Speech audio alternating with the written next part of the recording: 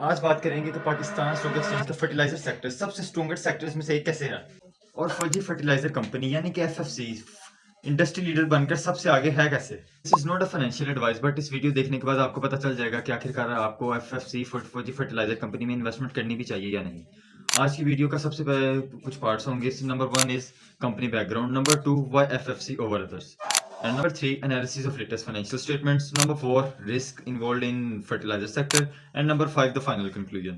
जहां तक बात है कंपनी बैकग्राउंड की, एफएफसी पाकिस्तान की most profitable fertiliser manufacturing companies में से एक है। एफएफसी मल्टीपल फर्टिलाइजर प्रोडक्ट्स बनाती है विच इंक्लूड सोना, यूरिया एंड डीएपी, और ये पाकिस्तान की फर्टिलाइजर बैकबोन के लिए इसेंशियल है। और इंडस्ट्रियल डाटा के मुताबिक एफएफसी अपने सेगमेंट में लार्जेस्ट शेयर होल्ड करती है। Now second point is why FFC over others. इसमें सबसे पहले हम बात करेंगे मार्केट लीडरशिप की। एफएफसी वो यूरिया और डीएपी दोनों की सप्लाई में लार्जेस्ट शेयर होल्ड करती है, और जो लोग इस इंडस्ट्री को जानते हैं they know what the value of it is.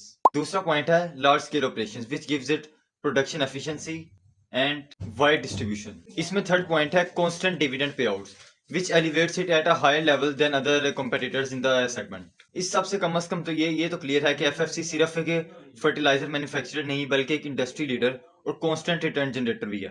Now the third part of our video analysis of the latest financial statements.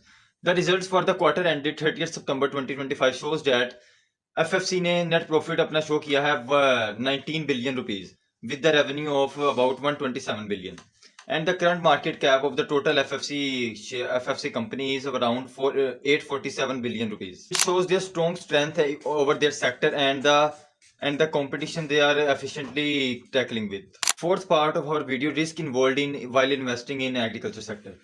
Agriculture sector को जो चीज़ें इफेक्ट करती हैं उनमें से सबसे पहले तो है गैस कंस्ट्रेंट्स, गैस की supplies, and the other part is demand, agriculture demand, जो कि सीजनल होने के साथ साथ with the season it can show different impacts on the companies। in the last the final conclusion is now FFC stable dividend payouts और strong fundamentals के साथ risk adjusted long term investment बन सकता है। it is now currently trading at about rupees 600 and you can consider investing it by your own research, and after considering some type of retracement in the price you can consider entering it, but must do your own research before you invest, and in the end follow for more videos like this।